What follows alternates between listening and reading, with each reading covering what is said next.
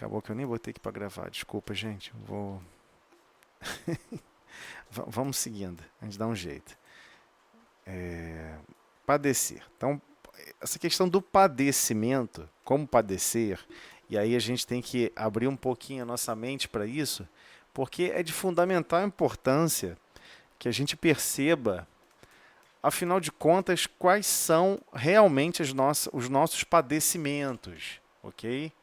E aí na sua verdadeira essência, porque boa parte, uma boa parte da descrição inicial que vamos observar, né, no texto,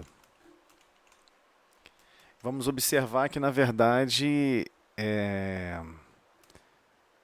de- depende essencialmente de como nós lemos. Então, só para a gente contextualizar, a palavra padecer, para começo de conversa, possui três grandes definições, né?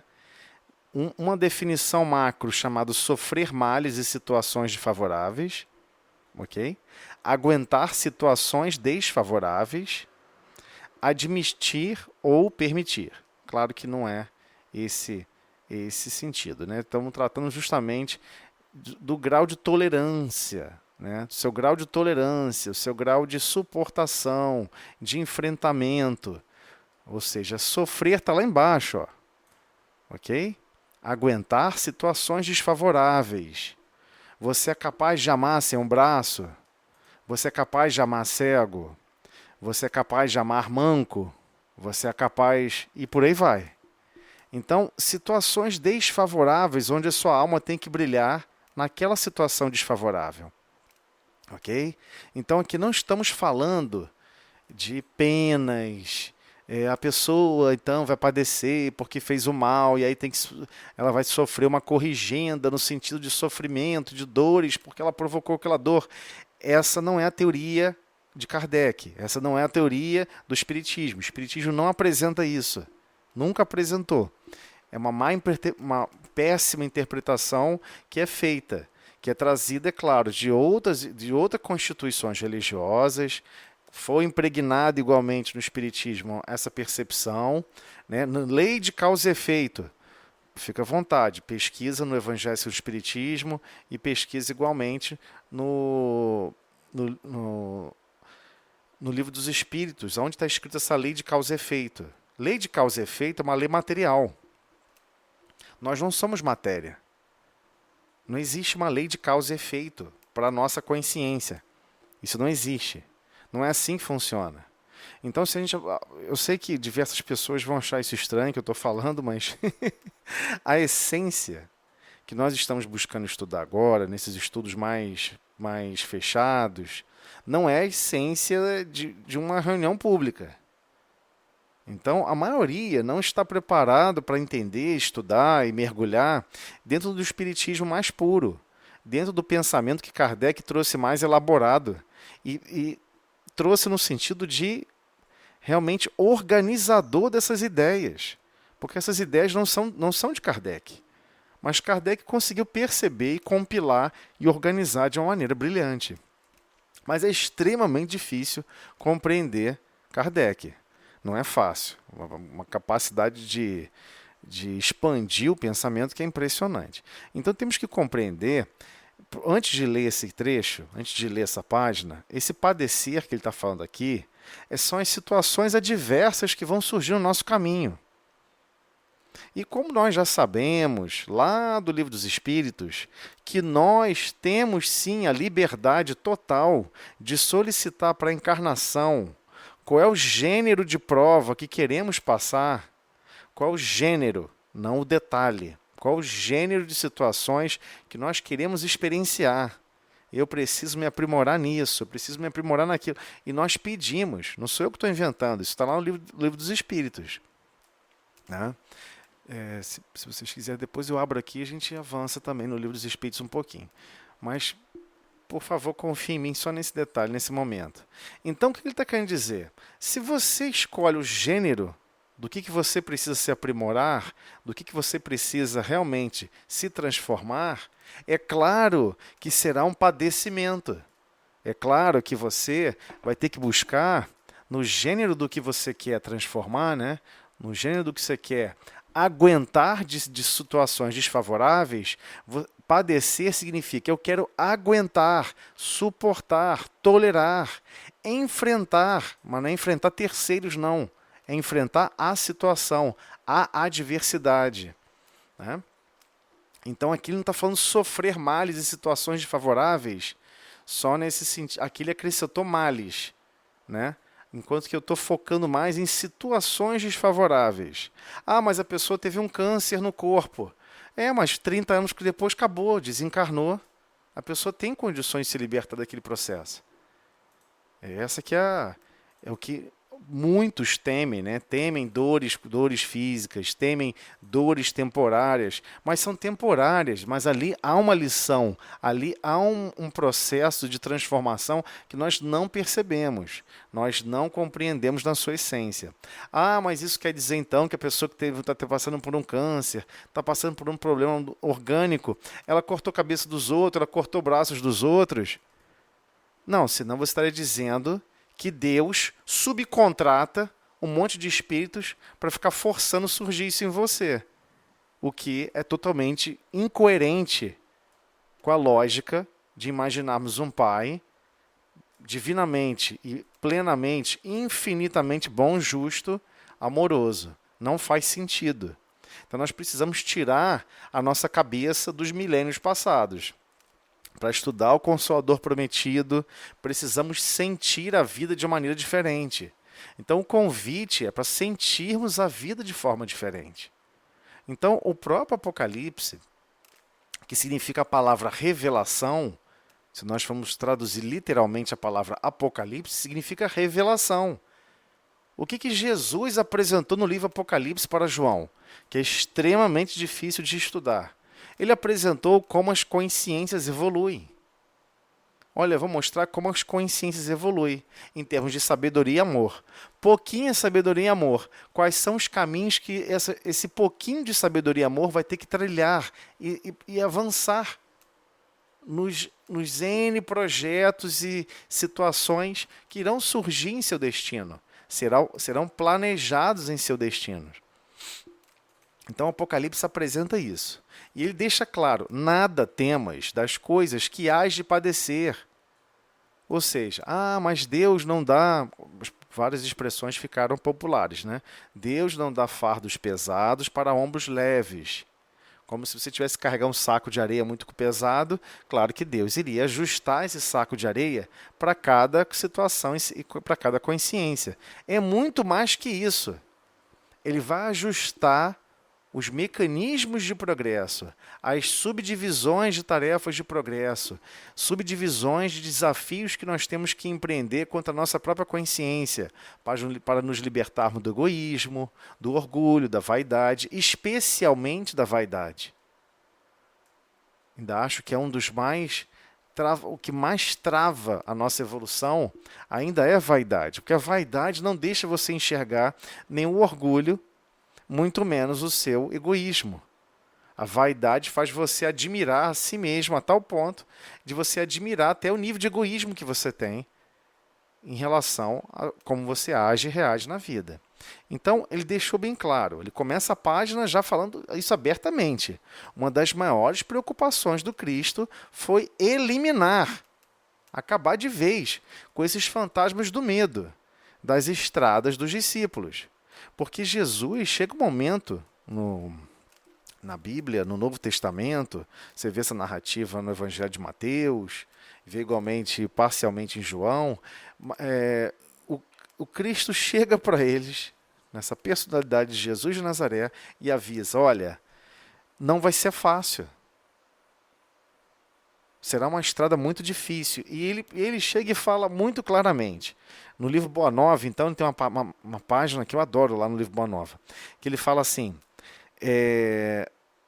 ele pergunta para todos os discípulos, pergunta assim, eu queria que cada um de vocês pensassem e tentasse me responder O que você faria, o porquê você escolheria um caminho, se você observasse dois caminhos? Um que era risonho, rico, cheio de recursos, maravilhoso, cheio de ornamentos, frutas e tudo mais. E um outro caminho que é traiçoeiro, cheio de dificuldades e complicações. Qual caminho você escolheria? E os discípulos ficaram meio atônitos, né? Tipo, estranho perguntar isso. Inclusive Judas chegou a tomar a palavra, Judas Iscariotes, toma a palavra e fala: Senhor, falo aqui por todos. Eu acredito que todos. E Jesus pega e interrompe. Não, Judas, responde por você. Não agregue, tentar induzir, né, para outras consciências como cada um deve responder. Aí ele pega e responde: sim, Senhor, eu acredito que Deus não quer ver meu sacrifício, não quer ver minha dificuldade, quer ver a minha felicidade. E eu devo pegar os caminhos mais fáceis possíveis. E aí ficou quieto. Porque ele faz a seguinte pergunta: que pergunta você faria antes de escolher o caminho? O Cristo sempre foi complexo, né? Que pergunta você faria antes de escolher o caminho? Aí Pedro vai e pergunta para Jesus: Senhor, mestre, não seria mais sensato nós perguntarmos aonde vai dar esse caminho? E Jesus pega e explica: isso mesmo, Pedro. Era isso que eu queria alcançar, que vocês percebessem. Aonde vai dar esse caminho? E é engraçado porque 96% da nossa vida a gente não está exatamente escolhendo como viver. Poucos têm a coragem de escolher como viver. Pouquíssimos têm a coragem de desafiar o contexto social, o contexto sociocultural, o contexto econômico-financeiro do planeta. E todo mundo fica prisioneiro em questões e não percebe que, na verdade, você é livre para escolher. Por que você vai escolher ficar zangado com isso, zangado com aquilo? Nossa, eu estou zangado com o governo. Nossa, eu estou zangado com aquela torneira aberta. Nossa, você escolhe ficar zangado porque quer. Você acha que tem que ficar numa consumação de zangação. E essa consumação de zangação vai transformar tudo à sua volta. Não transforma. Nunca transformou, nunca vai transformar. Então nós estamos sentindo a vida de uma maneira estranha. Eu não sei se eu estou me fazendo claro. O Cristo está sempre preocupado como que você sente a vida. Como que você está realmente animando o seu coração diante dos desafios da vida. Então, quando ele pergunta sobre o caminho, que pergunta você faria a si mesmo, aonde esse caminho vai dar, é porque está deixando claro. Por exemplo, se você escolher um caminho da felicidade material, custe o que custar. Custe o que custar. O mais importante é eu ficar bilionário, não importa como. Aí você passa por cima dos outros, trai amizades, destrói lares, destrói outras famílias e vai avançando. Porque, afinal de contas, você está buscando a sua felicidade. Nada mais natural, né? Não, não é natural. Você está checando exatamente onde isso vai dar, você está checando realmente, você está analisando que esse caminho que você está escolhendo, que na verdade, aparentemente, por um julgamento frágil, indébito, pouco ponderado, você não está observando as consequências. Como é que algo pode ser bom se ele é bom só para você? Como é que algo pode ser genuinamente desenvolvido se ele mais prejudica os outros do que beneficia? Então você tem que começar a se questionar, começar a ponderar as suas próprias escolhas. E a gente só faz isso quando a gente desliga as grades da vaidade.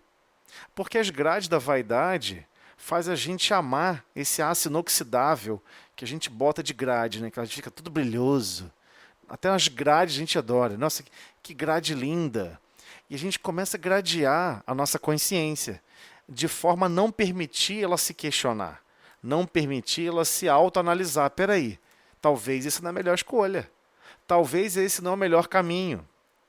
Talvez, mesmo eu achando que eu estou trilhando o melhor caminho, eu estou fazendo só bobagens. Eu estou, na verdade, pisoteando as oportunidades à toa. Eu poderia estar pensando e sentindo a vida de forma diferente. Então, aí ele chega um momento, aí todo mundo toma um susto nessa frase aqui de Emmanuel. A aquisição da fé não constitui fenômeno comum nas sendas da vida. Traduz confiança plena. Então, ele deixa claro. O que significa? Já entendemos isso. A maioria ainda fica meio distorcido com a dúvida da fé. Fé não é crer. Fé não é crer. Crer é acreditar. Isso possui várias bases, né? Então você pode acreditar e daqui a pouco desacreditar. Você pode acreditar, mas aquilo não tem nenhuma influência para você na sua vida. Isso não é fé. Fé é uma relação que você vai ter com alguém. Toda relação que você tem com alguém é um princípio de fé. Por quê? Fé, na verdade, vem de fidelis. E fidelis, na sua essência, refere-se à confiança. Só que confiança, ela não pode ser unidirecional. Ela não pode ser tipo um ralo. Né? Não, minha confiança em Deus é que nem um ralo. Eu tenho certeza que Deus vai jogar toda a água do planeta e todos os recursos do planeta para mim. E você é o ralo. Você é o ralo da humanidade. Você só absorve. E você tem que absorver de todo mundo. Sabe por quê? Porque você é um ser muito importante. É o mais importante da galáxia. Não tem ninguém mais importante que você. Então isso não é fé. Esse sentimento que você vai ficar esperando de Deus para ele te dar tudo, esperando de Deus para te fornecer tudo, ele vai te fornecer as condições ideais para que você possa evoluir. Mas aí vem a outra parte, a parte da fé que é por sua parte. A parte essencialmente que é por Deus, ele cumpre, quer você reconheça isso ou não, quer você louve a Deus ou não. Vou louvar a Deus, se eu não louvar, vai que ele para de me fornecer recurso, né? Ele não vai deixar de fornecer recurso, porque você não louva, porque você não quer seguir religiões materialistas da terra, que acredita que são realmente religiões. E não é isso que ele está falando em termos de fé aqui. Ele está falando, essencialmente, o sentimento que você vai fornecer, ao contrário, que você vai fornecer para Deus. É uma relação. Olha, eu te dei recursos assim assado, para você amparar suas filhas, os seus filhos. Você vai ter tempo. Esse tempo você vai conseguir utilizar. Tudo é dádiva, inclusive o tempo. Tempo juntos. Nesse momento, não fique zangado. Aprenda a desenvolver a bondade, busque desenvolver a bondade, busque exercer com mais carinho, com mais afabilidade, mais doçura, que são as marcas da benevolência, como explica Kardec no livro Evangelho segundo o Espiritismo. Não é à toa que está naquele capítulo dos brandos e pacíficos. É necessário ser brando e pacífico. Então, a essência que o Cristo veio trazer à Terra foi: eu vou demonstrar para vocês como se realmente vive a verdadeira vida. Vocês ainda não sabem como viver a verdadeira vida. Vocês ainda não são confiáveis nesse sentido. Então, parece inicialmente aqui, né, traduz confiança plena. Parece o seguinte: eu não confio em Deus. Eu não... Não é isso que a gente não confia, não. A gente confia 100% em Deus. Por incrível que pareça. A gente confia muito em Deus, mais do que a gente consegue pontuar. O problema é que a gente sabe onde a gente vai vacilar. Puxa vida, aquela situação eu não vou conseguir cumprir. Nossa, esse problema assim assado eu não vou conseguir cumprir. E a pessoa fica com medo. E aí perde aquela confiança plena. Meu Deus, faz o que já está na sua condição de ser feito. Porque Deus já está fazendo a dele. Por que você não vai cumprir a sua? Então é essa a essência que ele está tratando aqui. Traduz a confiança plena. Confiança plena não é você confiar plenamente em Deus, não. Isso é o mínimo que você poderia fazer. Só que depois que você fez isso, nossa, eu alcancei a confiança plena. E você é confiável? Porque a pergunta principal do texto vai ser essa: você é confiável? Você vai ser confiável? Quando você estiver zangado, chateado, você vai agredir, você vai maltratar? Quando você estiver com fome, com calor, suado, dor no joelho, ou dor na ponta do pé, ou dor no ouvido, você vai maltratar pessoas? Você vai desprezar certas pessoas da sua convivência? Você vai tentar afastar para achar que isso é um mecanismo de paz? Você vai fugir das suas próprias obrigações? Então você, antes de reencarnar, você pede: não, eu quero nascer num grupo familiar, eu quero ser mãe, ou eu quero ser pai, eu quero fazer isso, eu quero fazer aquilo, vai ser maravilhoso, eu vou arrebentar, Senhor. E Deus vai e proporciona. Aí chega lá, você amarela. Pô, eu vou ter que limpar chão? Eu não quero isso. Poxa, eu vou ter que... Aí o que acontece? Diversas pessoas começam a criar um conceito distorcido de felicidade. Qual é o conceito distorcido? É a felicidade do reino mineral. A pessoa só quer ficar parada olhando tudo à sua volta se transformar. Ela não acredita ser copartícipe da obra divina. Ela não acredita ser um agente de transformação da humanidade, a começar por ela mesma. E todos que vão estar à sua volta vão perceber a essência que está vivendo. E precisamos expandir esse princípio. Expandir esse princípio de paz, de amor, de carinho, de compreensão em toda e qualquer situação. Pô, mas eu estou com uma dor danada. Aí você tem que lembrar e pensar, é um desafio. Eu já entendi. Eu estou me desafiando, porque na verdade eu estou padecendo. E esse padecimento é para justamente avaliar o meu grau de suportar, tolerar, aguentar. Já viu que as pessoas falam assim: poxa, eu não aguento mais fulano. Eu não sou. Eu não sou Egito para ficar aguentando essas pragas. Chega a ser engraçado a pessoa fazer até piada com isso. Porque é isso, você vai ter que aguentar situações desfavoráveis. Eu nunca vi alguém evoluir onde tudo que você faz, você sabe fazer com tranquilidade, com facilidade. Você tem que passar por situações desafiadoras. Qual é graça sem desafio nenhum? Você quer executar só o que você já executa bem? Aí não tem sentido físico o princípio de evolução, o princípio de progresso. Então, sim, teremos problemas graves. E muitos desses desafios são profundamente interligados na nossa essência. Por isso que dá tanto medo. Poxa, eu não vou ter paciência esse tempo todo. Poxa, eu não vou ter paciência com fulano. Eu não vou conseguir conviver com fulano, com Beltrana. Vai dar ruim. N situações vão surgir durante o nosso caminho. A questão é que sentimento você vai animar numa situação adversa. Você pode ficar vendo filmes, séries, um monte de coisa. Você só vai ver reações adversas, de violência, de ódio, de vingança, de não sei o quê. Aí você para pensar, caramba, se a pessoa não desejasse se vingar, deixa pra lá. A pessoa quis fazer isso, isso é problema dela. Eu vou tocar minha vida, não vou ficar tentando correr atrás de cobrar do outro aquela relação de amor ou aquela resposta de amor que essa pessoa não quis dar. Ela só quis dar dor, sofrimento. Quem sou eu para ficar cobrando isso de alguém? Eu não sou Deus. Mas a gente cisma de querer se tornar o chamado, lá do Velho Testamento, né, o Satanás. Vocês sabem disso, né? O Satanás do Velho Testamento é o chamado inquisidor, é aquele que aponta as faltas. É como se fosse hoje o Ministério Público, vai? Alguém que vai relatar e destrinchar quais são os seus erros. Né? Vai ficar apontando, fulano é isso, fulano é aquilo. Por vezes nós ficamos assim, nós ficamos meio que fanatizados a ponto de ficar apontando falta dos outros. Mas esquecemos a parte que nos cabe, né? A nossa essência em termos da verdadeira fé. Olha, estamos realmente nos portando com confiança. Se surgir uma situação adversa, inesperada, onde vai necessitar a nossa ação direta para ajudar, estaremos predispostos a ajudar? Você vai pular no meio do buraco escuro do precipício sem olhar para saber se tem fundo ou não?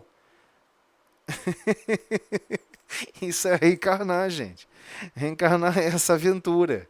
Nós mergulhamos na vida, na experiência terráquea de animar um corpo físico, graças a Deus cheio de limitações, cheio de restrições educativas, Por quê? Porque aqui nós vamos treinar a nossa capacidade de melhorar nossa confiança em nós mesmos. Porque é óbvio que já confiamos em Deus. A página aqui não está dizendo que você desconfie de Deus, não, tá? A questão é, nessa relação de confiança, às vezes por medo você não acaba executando o que você tem que executar. Por medo. Então, o sofrimento de muitos homens, na essência, é muito semelhante ao do menino que perdeu seus brinquedos. E é verdade. A pessoa desencarna e fica revoltada porque tem alguém na casa dele. Mas como assim? A casa não é sua. Ah, mas agora eu tinha uma esposa, né? Estava encarnado, aí desencarnei, a esposa ficou lá e casou com outra pessoa. Mas a esposa não é sua. Você apresentava as pessoas, eis a minha esposa, por uma questão de linguagem. Mas ela não te pertence. O que existe de pertencimento é o seu coração estar disposto a amar e servir aquela outra consciência. E vice-versa. Somente isso. Ninguém é dono de ninguém. Afinal de contas, temos milhares ou milhões de encarnações com outras consciências, com outras pessoas. Vamos dizer o quê? Que pertencemos um ao outro, somos prisioneiros de um ao outro, isso não existe. Então, voltando ao quesito, ao menino que perdeu seus brinquedos, em essência, o que ele está falando aqui? O brinquedo está lá guardado em algum lugar. A criança não está encontrando o brinquedo. Aí ela fica zangada, desesperada, chora, esperneia, mas em nenhum momento o brinquedo estava ameaçado. Ela não está preocupada se o brinquedo está derretendo, se está explodindo, se está pegando fogo. Ela não pensa isso. Criança nenhuma pensa isso. Ninguém pensa isso, na verdade. A primeira coisa que você pensa é, não estou achando e eu não vou achar nunca mais. É isso que a criança pensa. Então, a mesma coisa com relação aos recursos que Deus nos fornece. A gente fica achando que a gente nunca vai encontrar esse recurso de novo. O recurso para transformar nossa essência. O recurso de amor para alavancar a nossa consciência. Mas Deus continua fornecendo. E sabe quem não está participando? Nós mesmos. Sabe quem não está sendo confiável? Nós. E várias pessoas escrevem assim no carro, Deus é fiel. Aí dá vontade de botar uma ponta e vírgula e perguntar se depois, e você é fiel também? E você é confiável? Porque fiel é de fidelis, de fidelidade.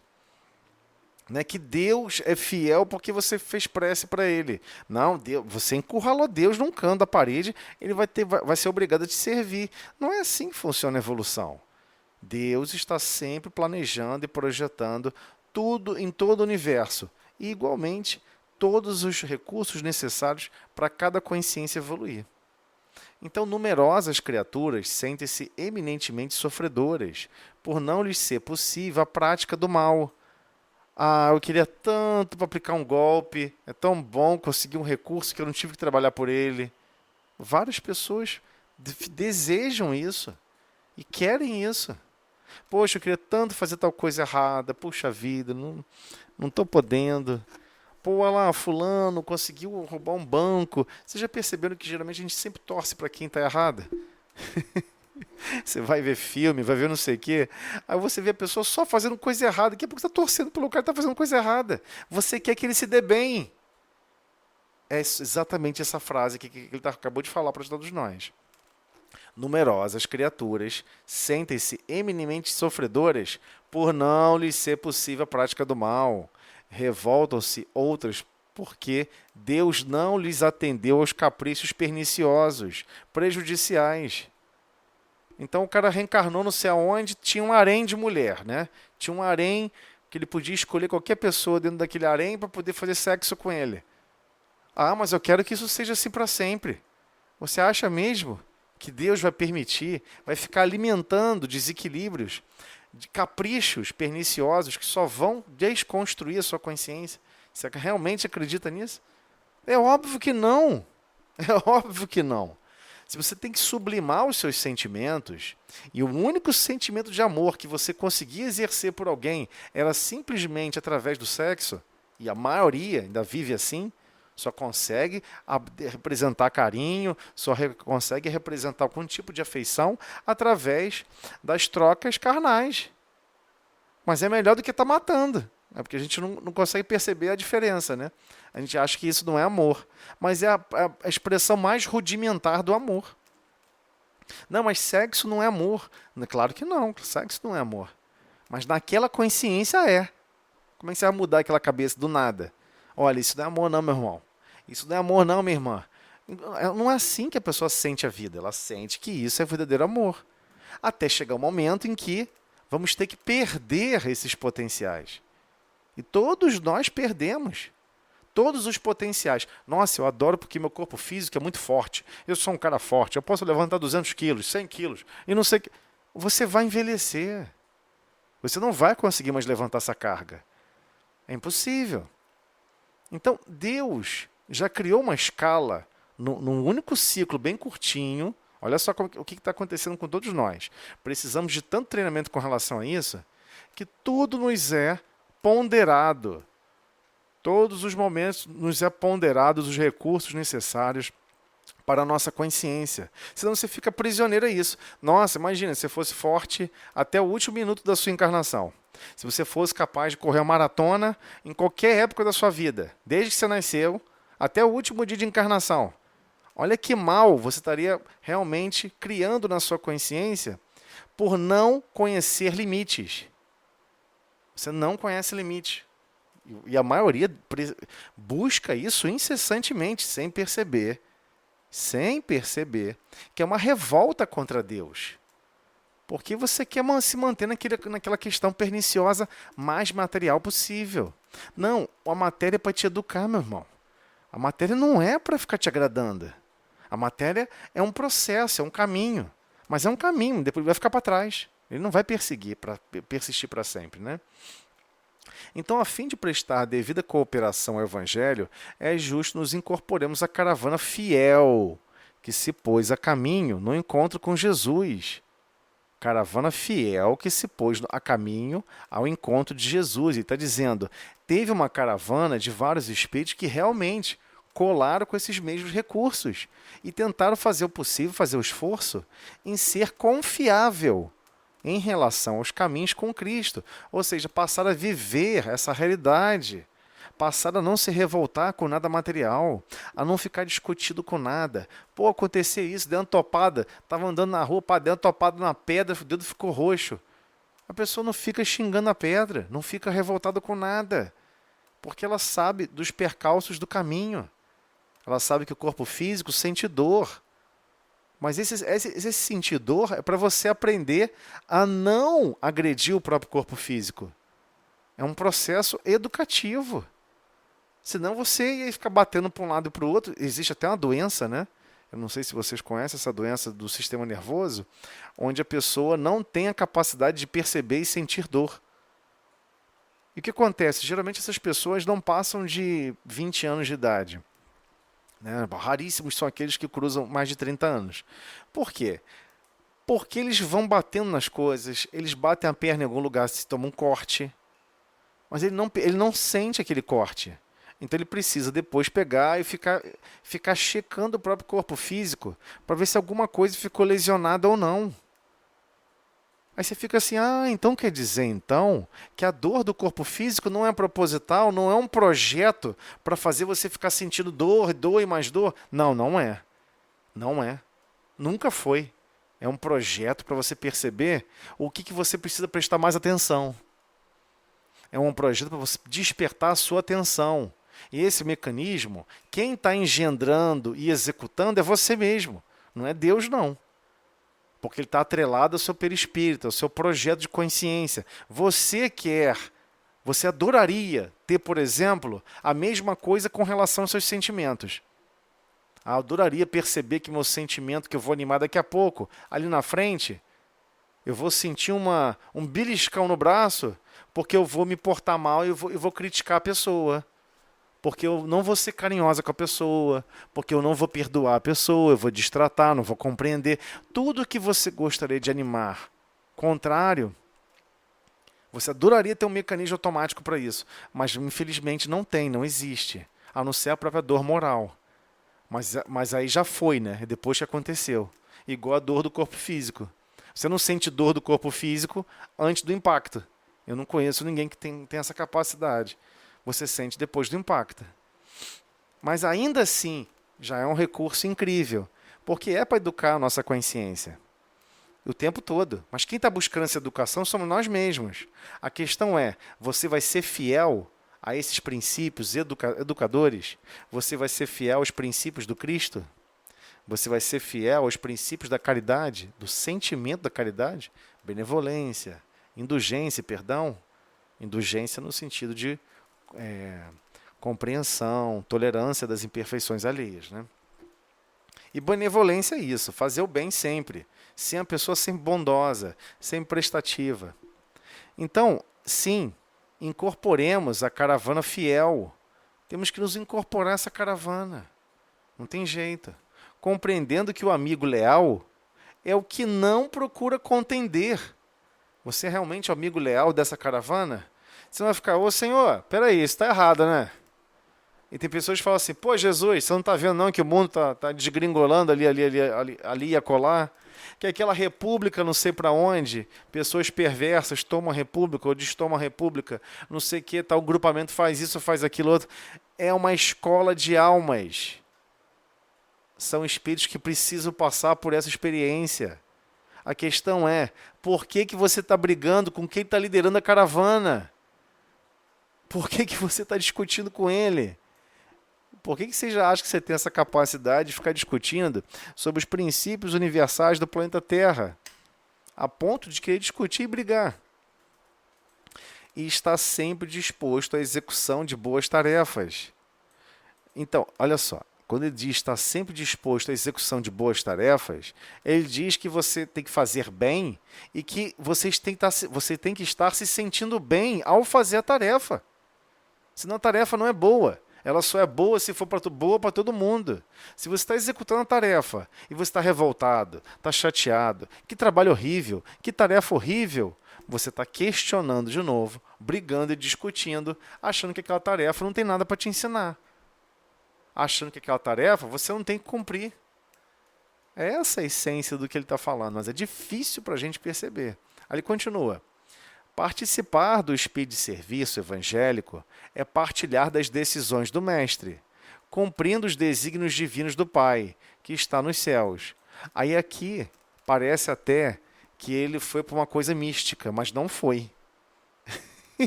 Não foi. Porque a gente gosta de pensar assim, olha, participar do espírito de serviço é aquele espírito de querer cumprir as tarefas.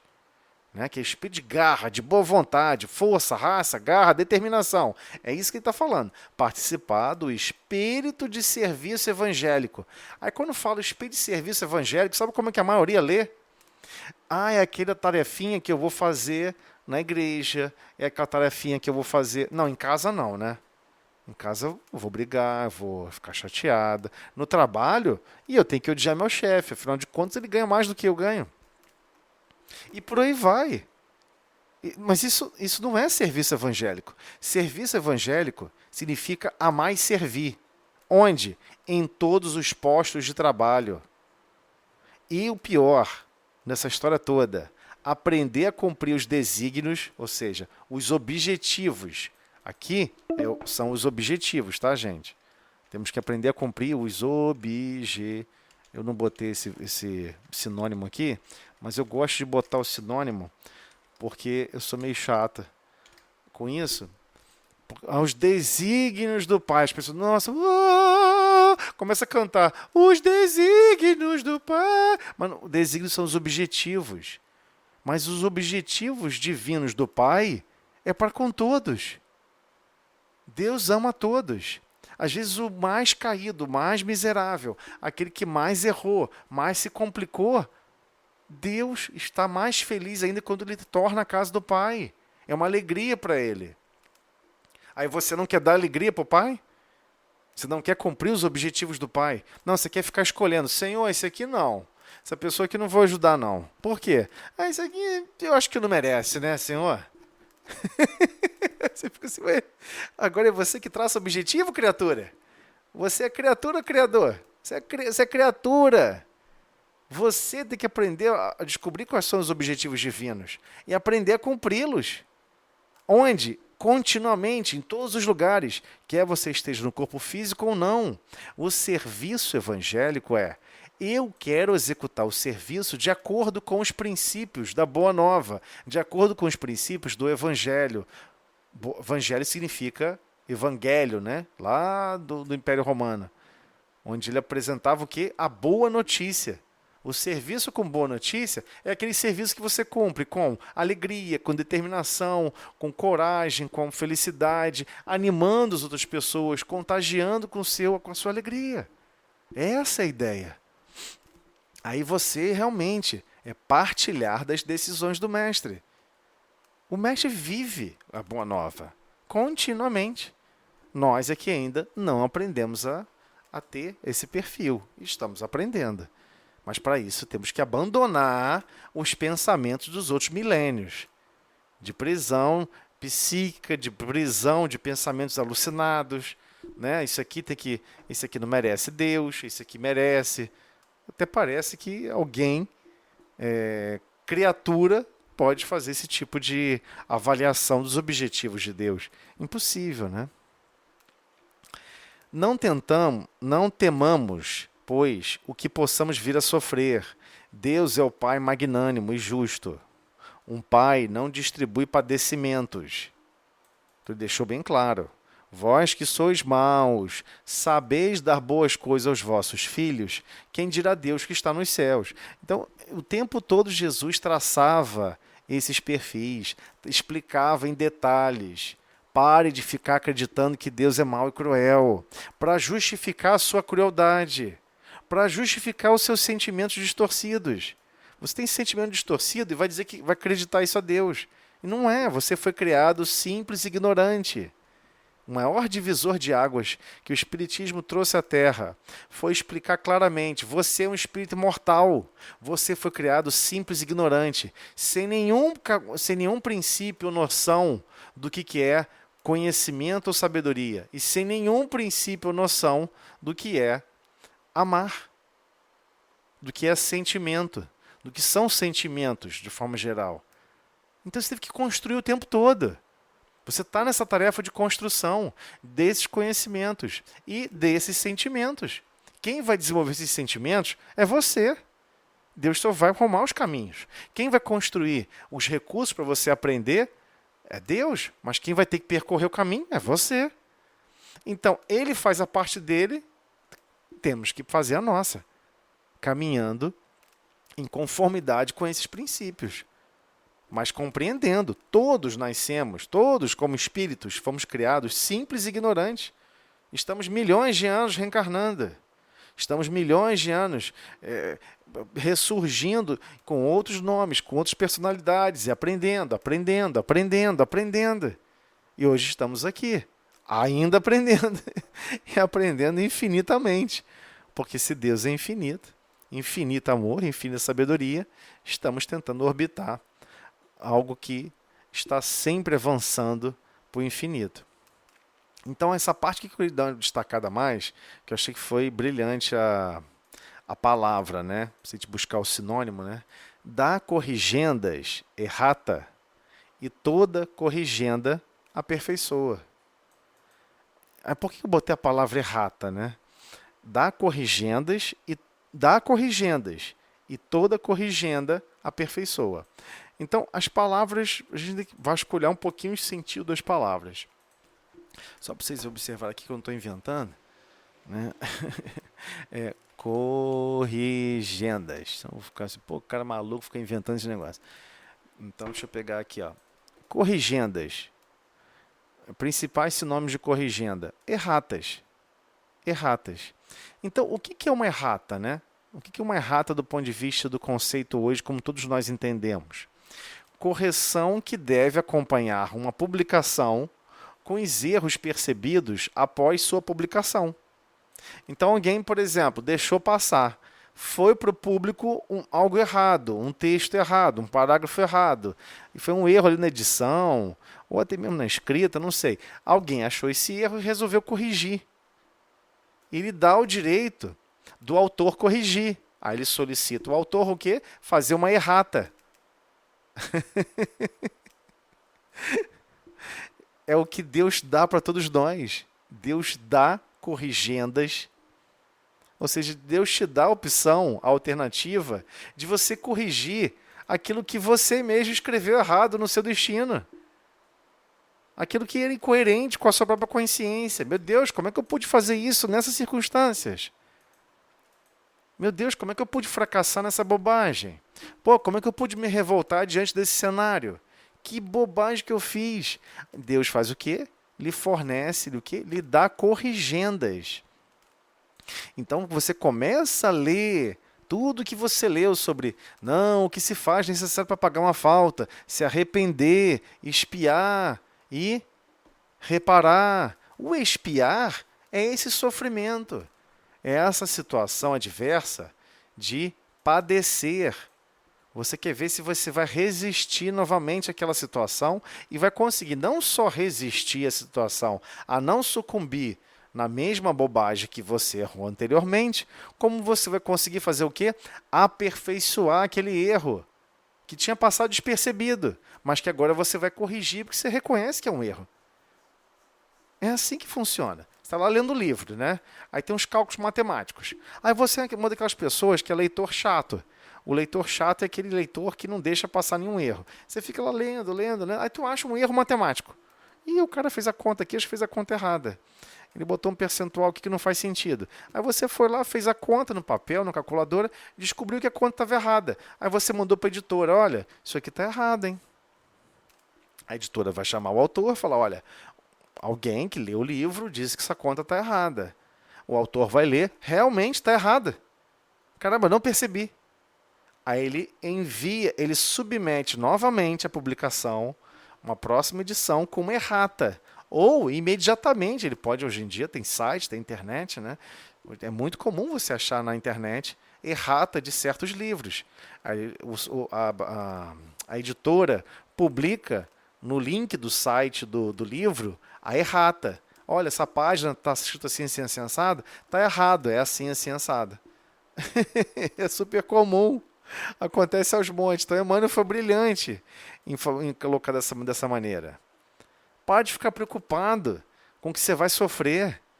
Você é o autor da sua própria história. Você é o autor das suas próprias publicações. Quando você está vivendo a sua essência, você está vivendo, publicando a sua consciência na esteira do destino.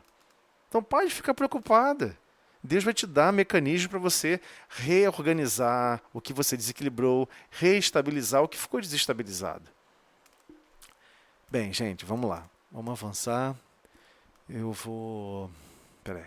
Você falando, dá um ânimo danado, mas se a gente for pensar mesmo,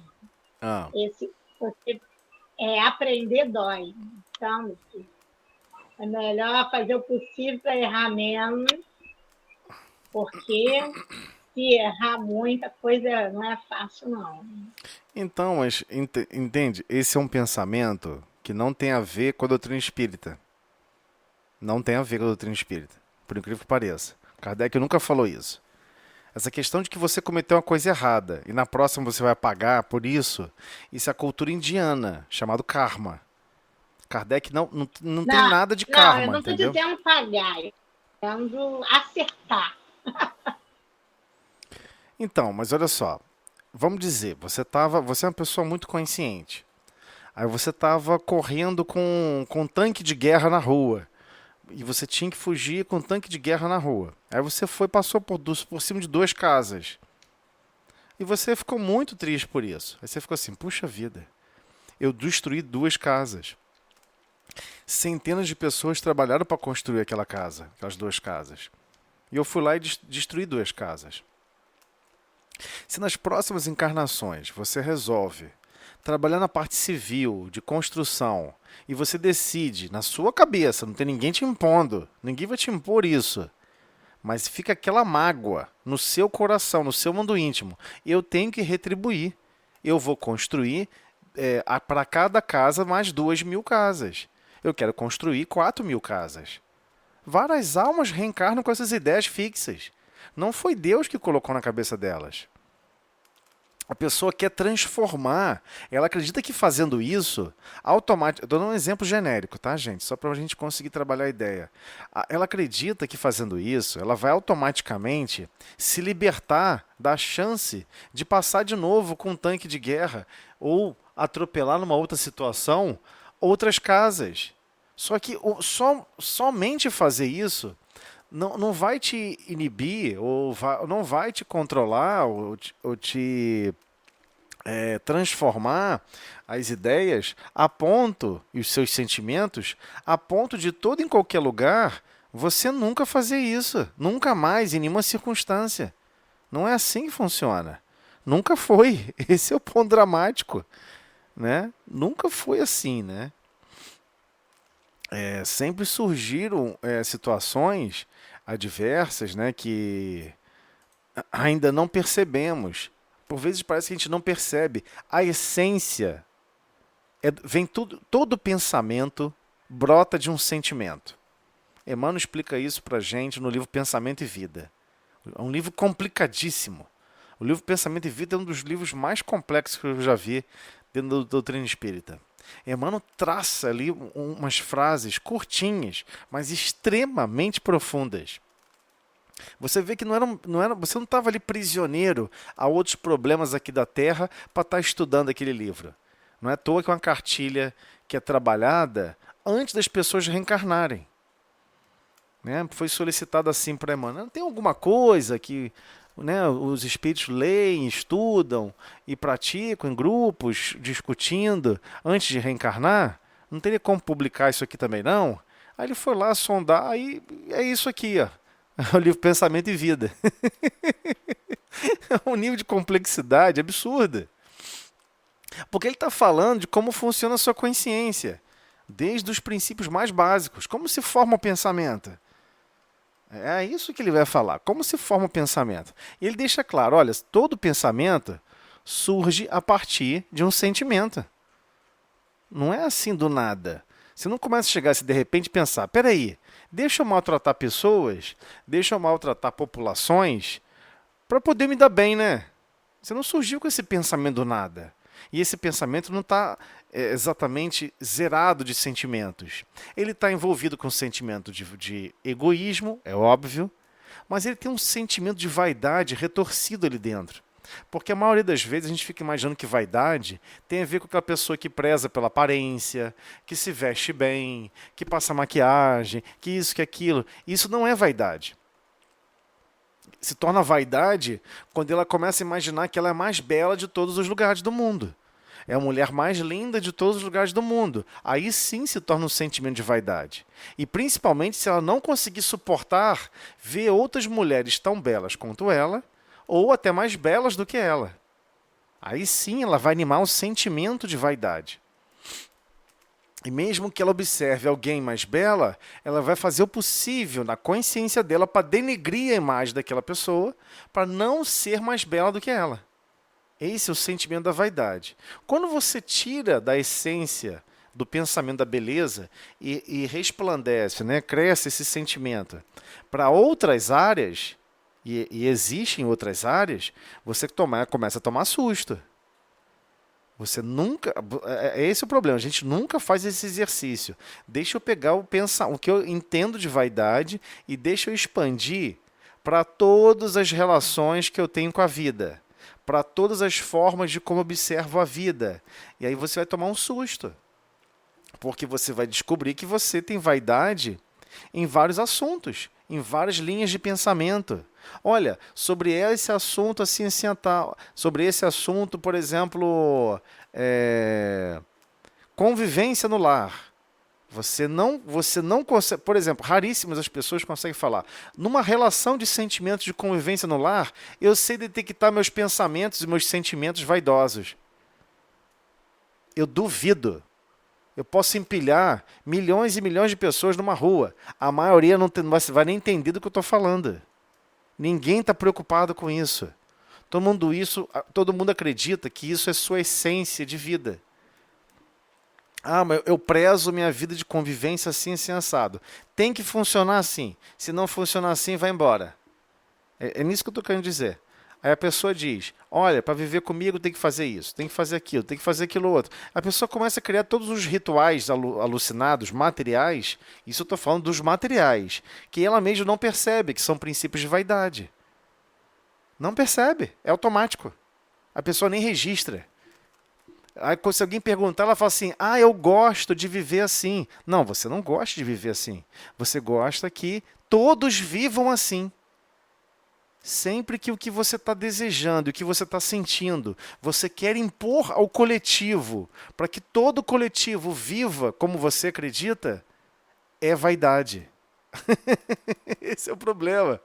É uma doideira.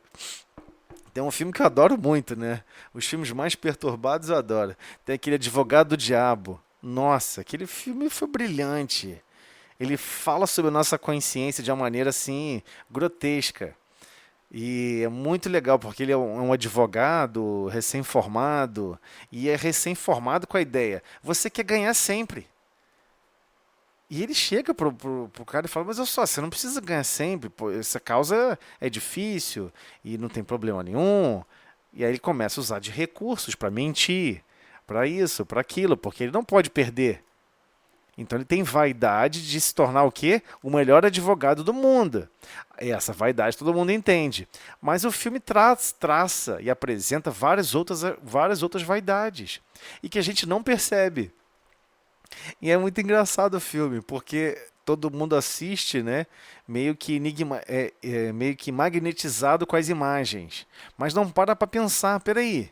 Minha consciência também anima esses pensamentos, esses sentimentos. Minha consciência também, por vezes, aí você começa a querer expandir. Peraí, eu sei que eu não sou advogado. Então quer dizer que se eu não fosse advogado eu não estaria errando?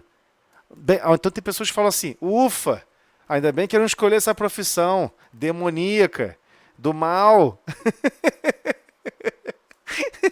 Não tem a ver com a profissão. Ali foi só um exemplo. Mas ele está dizendo, deixando claro: preste atenção, porque na sua profissão você vai estar fazendo a mesma coisa. Só que você não percebe, você não identifica. Por isso que aqui é uma escola de almas. Por isso que estamos ainda evoluindo. Deus não se ofende com nada disso. Você se ofende com um bebezinho que está riscando parede, cuspindo bala pelo chão, né, fazendo suas necessidades nas calças. Você fica chateado com o bebê por isso? É óbvio que não. Você pode ficar porque você não tem preparo físico e moral e consistência para estar servindo continuamente a uma vida. É outra questão. Não tem nada a ver com a essência do bebê. Tem a ver com a sua própria essência. Então, N situações adversas que surgem na nossa vida. Ah, eu estou com o corpo físico cansado. Eu estou com dor no joelho. Você está cuidando adequadamente da alimentação? Você está cuidando adequadamente do seu próprio corpo físico? Está fazendo exercício? Está fazendo alongamento? Está se cuidando? Porque são obrigações para o seu corpo físico. Então, a gente tem que começar a perceber. Olha, tem um projeto divino estranho. Chama-se reencarnação. Ainda sofremos em cumprir obrigações do corpo físico. Cumprir obrigações de cuidar de uniforme. Tem pessoas... Eu acho engraçado ver isso criança, porque a criança fala. A criança fala. A criança chega assim e fala para você, né? A mentalidade infantil é muito bela. Por isso que nenhuma alma vai adentrar o reino de Deus se não for igual às crianças. É difícil entender essa frase do Cristo. Ou seja, se você não tiver consciência de reclamar o que te incomoda, a ponto de perceber e aprender com essa reclamação e a transformar isso, você não evolui. A criança chega para você e fala assim: pô, tem que escovar o dente todo dia.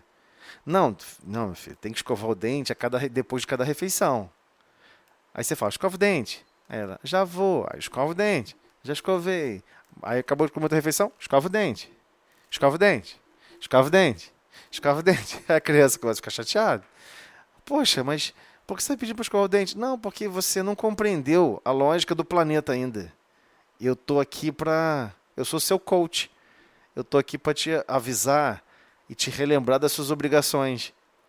Porque você não está prestando atenção nelas.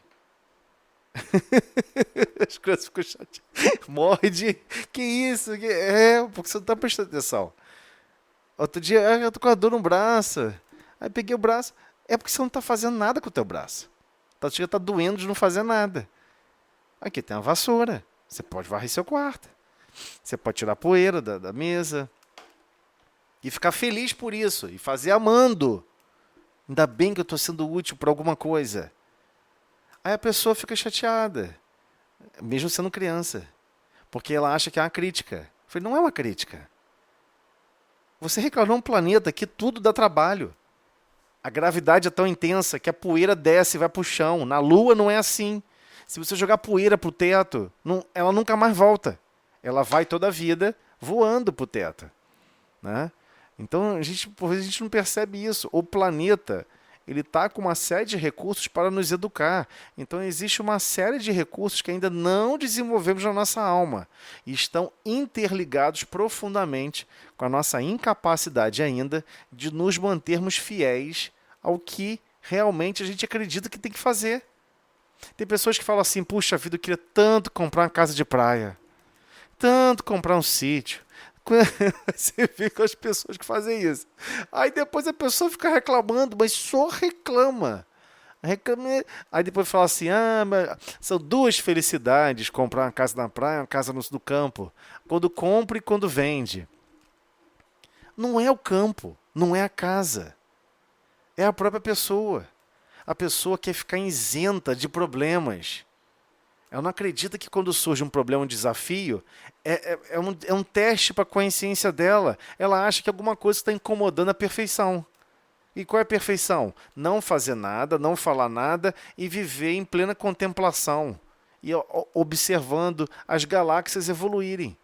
Mas todas as outras galáxias, todos os outros planetas, têm bilhões e bilhões de espíritos trabalhando continuamente, incessantemente. Em prol do desafio comum e coletivo. Nós é que estamos na rabeira do progresso. Eu sei que é horrível vou falar isso, mas infelizmente a gente ainda está com esses dramas. Então é isso, nós temos que aprender como as crianças, observar o que nos incomoda e aprender a registrar e classificar. Peraí, que sentimento é esse que eu estou animando? Será que eu consigo perceber o que é orgulho, o que é vaidade e o que é egoísmo em tudo que eu sinto na vida? Porque geralmente o que ficou caracterizado? Vaidade é com relação à beleza. Vaidade é com relação a querer ter progresso disso, progresso daquilo. Tem pessoas que até falam isso, né? Não, eu nem desejo aprimoramento, eu nem desejo evoluir, porque desejar isso não é a vaidade. Lógico que não é, né? A pessoa não entendeu o conceito de vaidade. Assim também com relação ao orgulho e com relação ao egoísmo. A pessoa acha que o egoísmo tem a ver só com coisas. Mas não é só com coisas. Por vezes você tem o egoísmo de não querer fornecer um tempo, horas da sua vida, em prol, a serviço de alguém. Às vezes não vai ter nada oneroso, não. Mas o seu tempo é muito valioso. Você tem coisas incríveis para fazer. Chega em casa e fica olhando televisão. A gente ainda está assim. A gente adora ficar sem fazer nada. A gente tem que admitir isso. Uma hora a gente vai ter que falar assim, caraca, não é que eu adoro ficar, não é que é verdade, eu adoro ficar sem fazer nada. Não é que eu fico, às vezes, trabalhando, ansiando para chegar em casa, para não fazer nada. É esse o ponto dramático, né? Por isso que tudo parece que nos incomoda. Porque nós é que estamos vivendo a nossa essência de uma maneira totalmente contrária ao projeto divino. E aí tudo incomoda. Uma poeira no chão? Incomoda. Um barulho do vizinho? Incomoda. Tudo incomoda. A gente não consegue se integrar com nada. A gente precisa transformar a nossa consciência nesse sentido. Porque foi para isso que nós viemos aqui, para nos desafiar. Esse é o processo. Ah, mas eu não lembro de ter feito isso não. Fez sim. Você se desafiou, falou, quero ver que eu vou conseguir superar isso, superar aquilo. Né? Então vamos lá. Capítulo 7 do Livro dos Médiuns. Da bicorporeidade da transfiguração. Aqui é um capítulo extremamente complicado de entender, mas muito belo. Vamos lá. Item 114. Ele é curtinho. Estes dois fenômenos, bicorporeidade e transfiguração, são variedades das manifestações visuais. e, por muito maravilhosos que pareçam à primeira vista, facilmente se reconhecerá pela explicação que deles se pode dar, que não estão fora da ordem dos fenômenos naturais. Kardec, de novo, está falando que isso é natural. Olha só, existem leis naturais que nós é que não a conhecemos. Assentam ambos no princípio de que tudo o que ficou dito das propriedades do perispírito após a morte se aplica ao perispírito dos vivos. Ou seja, se você está encarnado, você tem um perispírito, é esse perispírito que ajuda a fornecer os meios de você se conectar a um corpo físico. Se não existisse esse perispírito, você não teria como se conectar a nenhum tipo de corpo físico. Sabemos que durante o sono, o espírito readquire parte da sua liberdade, isto é, isola-se do corpo. E é nesse estado que, em muitas ocasiões, se tem ensejo de observá-lo. Mas o espírito, quer o homem esteja vivo, quer morto, corpo físico, né? Ou seja, desencarnado, encarnado ou desencarnado, traz sempre o envoltório sem material, que pelas mesmas causas de que já tratamos, pode tornar-se visível e tangível. Então, olha só o que Kardec está explicando. Você não é um espírito imortal? Você não tem forma. A forma é absorvida a partir da essência do planeta. Então, cada essência de cada estágio evolutivo tem um grau e um tipo de perispírito diferente. Você tem esse envoltório perispiritual. E esse envoltório perispiritual é que te permite reencarnar. Enquanto você está reencarnado e você se emancipa durante o sono, ou por um processo de emancipação tradicional do sono, ou por um processo adverso, não importa, você tem como deixar o corpo físico em repouso em algum lugar, vai você e o seu corpo perispiritual para outro lugar. Toda noite. Isso é assim toda noite. Nada impede, como também um espírito desencarnado, que não está ligado a um corpo físico, aparecer para alguém, nada impede do seu corpo físico aparentemente ser visto em outro lugar, porque ninguém vê o seu espírito. Todo mundo vê o seu perispírito, o seu envoltório material, semimaterial. Então não impede você deixar o corpo físico em repouso, ir para outro lugar e naquele outro lugar você acaba sendo visto. E eu vi fulano. Não, fulano está no Japão. Não tem como ele estar aqui. Não tem como ele estar no corpo físico, né? Mas ele, fora do corpo físico, ele viaja na velocidade do pensamento, não tem nada a ver. O espírito consegue viajar sem ser prisioneiro dessa relação espaço-tempo. Então ele consegue viajar numa velocidade que para a gente é incompatível com a lógica física. Entenderam o que ele está querendo dizer? Então ele está dizendo, isso é totalmente natural. Se você compreendeu lá atrás o que ele estava tratando sobre o perispírito, que sim, o espírito desencarnado ele pode aparecer para um médium e até aparecer por um princípio de materialização, gastando muita energia de algum médium e muita energia da própria essência perispiritual dele, ele pode se tornar visível. Não acontece isso com o espírito desencarnado? O que ele tem para poder fazer isso? Capturar energias de outros médiuns e, ao mesmo tempo, gastar energia do seu próprio perispírito. Mas você também tem um. Quando você está encarnado, você continua tendo perispírito. E quando você está dormindo ou emancipado do corpo físico, você tem como ir em outro lugar e as pessoas vão te ver lá. Ué. E aí vão dizer o quê? Que é um fenômeno de bicorporeidade. Não, o corpo dele estava dormindo em tal lugar, ou estava em tal lugar, e ele foi aparecer em outro lugar. O que não é nada. Mas o corpo. Então, Zé? Sim. Mas o nosso. Deixa eu explicar. A pergunta é: eu chego aqui na hora, vamos dizer, toda terça-feira é meu dia de reunião no Galileia. E chega uma terça, não posso ir. Aí eu vou, deito e durmo.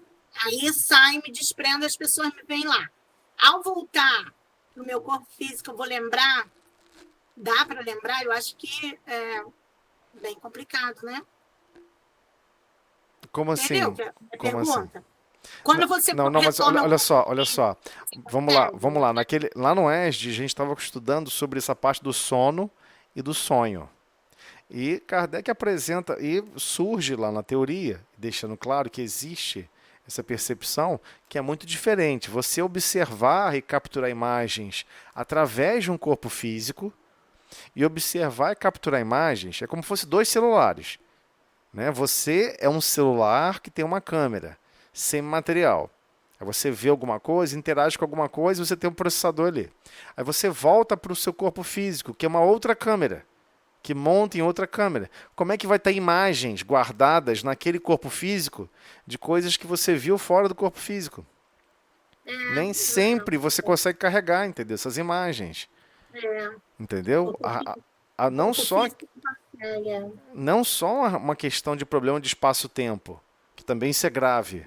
O espaço-tempo que você pode viver fora do corpo físico tem uma taxa, uma aceleração diferenciada em relação às capacidades de cada espírito. Então, de repente, você está com uma capacidade maior, você vivencia coisas maiores que não te levam à exaustão.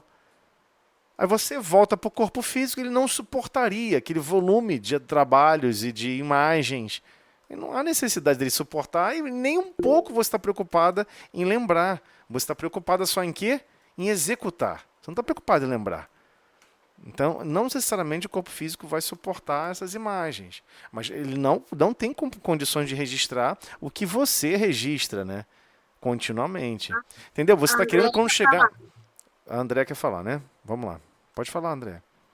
E no caso de quando você passa por uma situação ou você vai em algum lugar e você sabe que você não esteve ali, é uma lembrança, é como se em outra encarnação, no caso, você esteve ali. Como que funciona? É a mesma coisa? Aí tem várias questões envolvidas aí. Por isso que é muito difícil de estudar esses fenômenos. Tem outras questões envolvidas, né? Claro que tem outras questões envolvidas. Tem uma questão também envolvida com o grau, com o grau de percepção. Primeiro, não é do local explicitamente falando, né, de lembrar de alguma coisa ali fisicamente. Eu estou me referindo a você perceber que, na verdade, você tem uma sensação que alguma coisa daquele local pode te remeter a uma memória. Uma memória que não necessariamente foi porque você saiu do corpo físico e foi para lá, entendeu? Às vezes a memória é realmente de outras encarnações. Entendeu? Acontece. Isso pode surgir sem problema nenhum, por uma questão íntima e pessoal, da sua consciência. Você não lembra o que aconteceu ali, mas você não se sentia, você tem uma percepção que não se sentia feliz, alguma coisa relacionada àquele local. Aí tem N situações. Quem sabe também a percepção. Olha só como é que a mediunidade é um negócio muito complexo, né? Não necessariamente estamos sozinhos, né? Sabemos que nunca estamos sozinhos. Vou traçar um outro paralelo. Pode acontecer também que quem se sente estranho naquele local é quem está desencarnado, próximo da gente, se sente estranho e a gente sente a estranheza de quem está desencarnado. Não necessariamente é a nossa estranheza. Esse é o problema da mediunidade. Por exemplo, a pessoa chega assim e fala: pô, nunca vi fulano, pô, não vou com a cara dela. Odeio aquela pessoa. Peraí, isso não existe. Vai questionar só. Não é porque tem um passado as duas, né? Não, às vezes não tem nada a ver. Às vezes é quem está desencarnado, que está ali junto, está correndo atrás de quem pode manipular para odiar ela. Olha, eu quero que todo mundo odeie essa pessoa que eu odeio. Aí você tenta arrumar o quê? Colaboradores para compartilhar o seu pensamento, seus projetos de ódio. Então, o desencarnado faz isso o tempo todo. E as pessoas também fazem isso encarnados, né? Começa, por exemplo, você não gosta de fulano no trabalho. Aí, qual é a conversa que você vai... Como você vai abordar as outras pessoas? Por vezes, você nem percebe. Você começa a incitar as outras pessoas a não gostar da pessoa que você não gosta. E eu não gosto dela, não. Por que você não gosta? Não sei, eu não gosto. Eu não vou com a cara dela. Aí você fica assim, mas não gosto, não vou com a cara dela. Você olha pro rosto da pessoa... Mas não parece um rosto normal? Como assim? Não gosto dela. Aí você fica, entendi. Mas por que você está me contando isso? As pessoas geralmente ficam muito sem graça comigo. Qualquer lugar, não importa quem seja, pode ser o presidente da República. Eu vou pegar e falar assim, por que você está me contando isso? Que você não gosta dela? Rogério, às vezes você e seu pai é uma interrogação.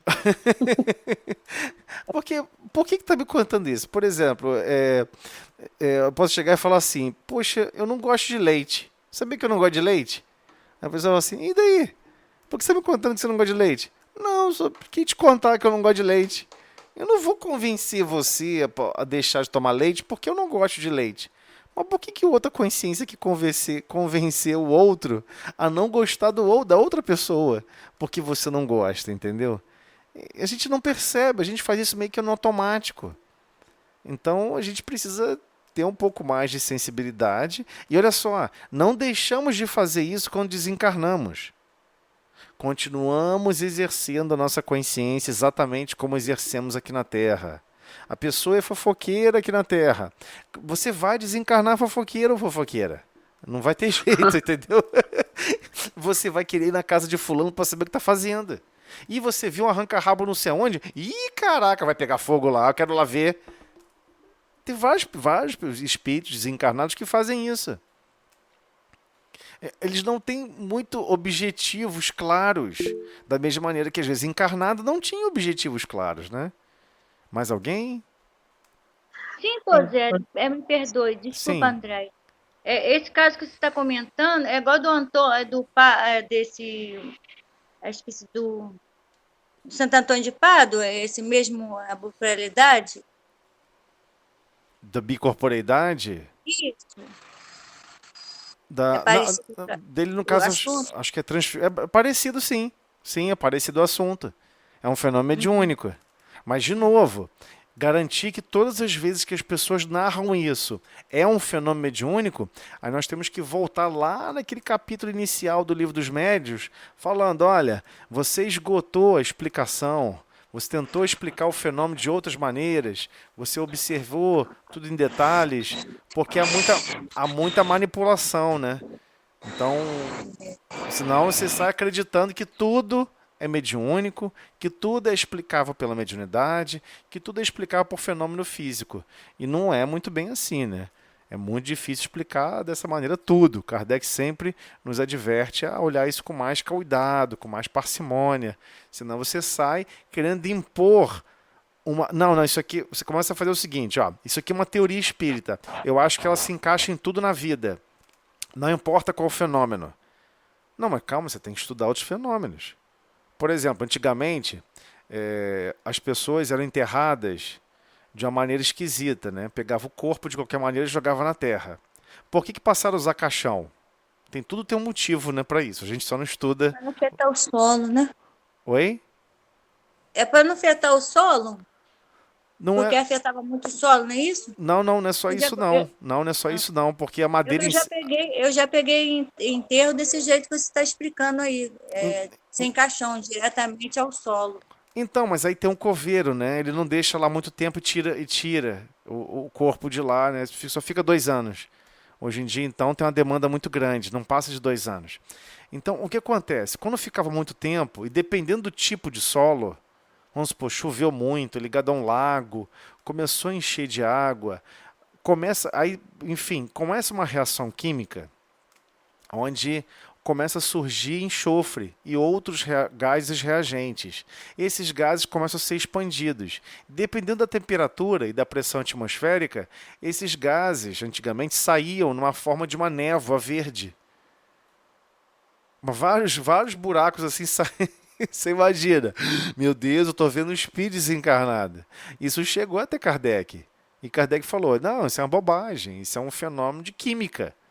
Você pode reproduzir isso no laboratório. Você pega um componente de carne material, de uma carne qualquer, e eles estudavam isso nas universidades, nos laboratórios. Você repetia esses ensaios por N motivos. Primeiro, para você decidir onde você pode construir um cemitério. Começa por aí. Você não pode construir um cemitério perto de um lençol freático, perto de um rio. Tem N aspectos que restringem você, porque já tiveram muitas experiências ruins. E essa é uma delas. É claro que esses gases sendo liberados, eles não são nocivos para levar alguém a óbito passando pelo local. E a imagem não incomoda ninguém. Então, aí tem duas explicações, tem duas lições para a gente aprender. Uma é que isso não era um espírito, né, que estava prisioneiro aquele corpo. Algumas pessoas começaram a ventilar na época do Kardec. Não era. E a segunda lição é: não se constrói um cemitério em qualquer lugar, não é qualquer terreno que é adequado para isso, não é em qualquer local. Então, realmente não sair atribuindo qualquer coisa que você viu a ser algo espiritual, né? É isso que Kardec sempre tenta enfatizar. Consuma primeiro todas as explicações, estuda, entenda como a vida material funciona, né? Antigamente, por exemplo, as pessoas olhavam numa estrada, não sei se já agora está um dia bem quente, os dias estão bem quentes, você olha para uma estrada de asfalto, você vê, né, as imagens distorcidas. No passado as pessoas falavam: nossa, isso são espíritos criando miragens para te enganar, para te induzir a morrer. As pessoas sempre têm uma visão meio pessimista ou mórbida, né? É lógico que não é isso. É uma incoerência, porque você nunca ficou perto de uma chama. Se você for numa churrasqueira, se você for numa fogueira, alguém te servia durante milênios, né? Você nunca fez um fogo na vida para fazer um churrasco ou aquecer alguma coisa numa floresta, fazer uma fogueira tradicional. Você vai olhar um pouco mais acima, quando o calor está se expandindo, a densidade do ar se modifica.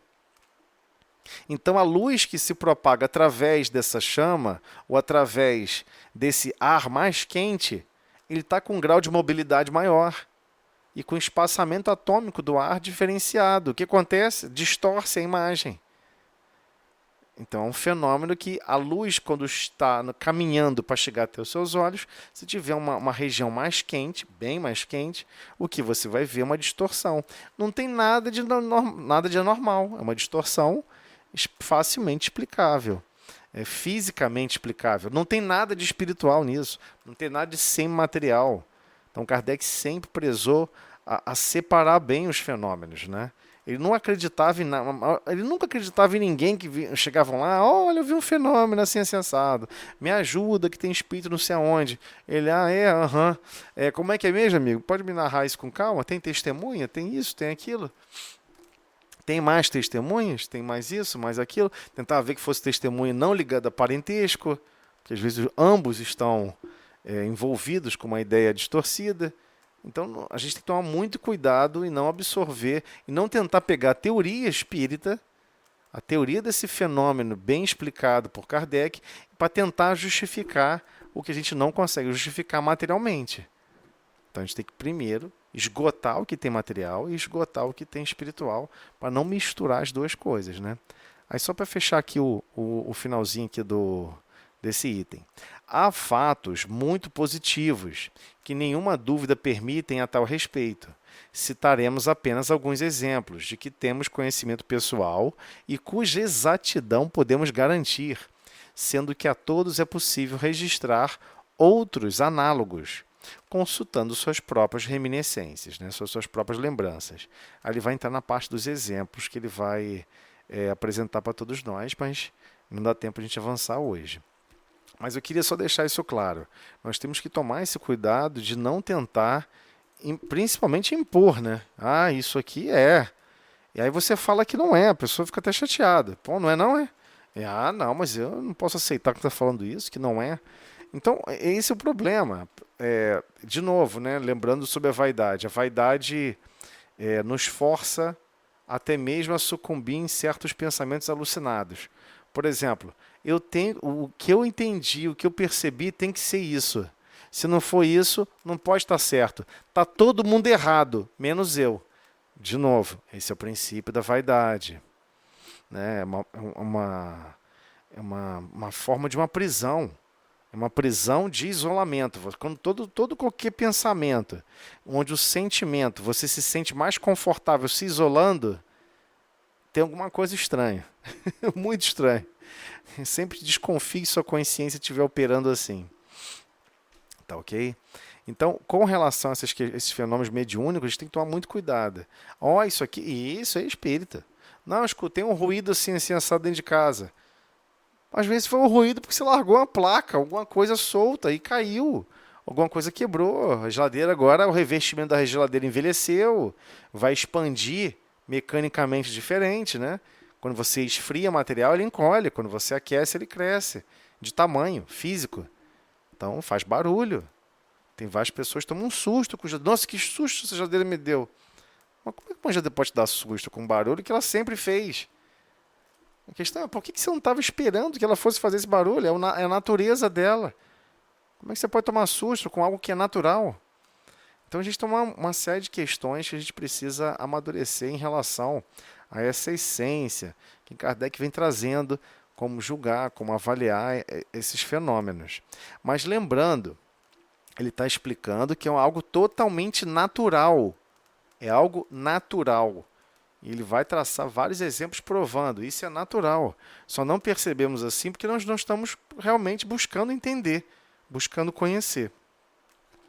Claro que Kardec, quando lançou esses escritos iniciais, publicando até mesmo a Revista Espírita, quem já conhece a Revista Espírita, né, sabe que, nossa senhora, é um volume absurdo de fenômenos retratados na Revista Espírita. E ele não publicou tudo.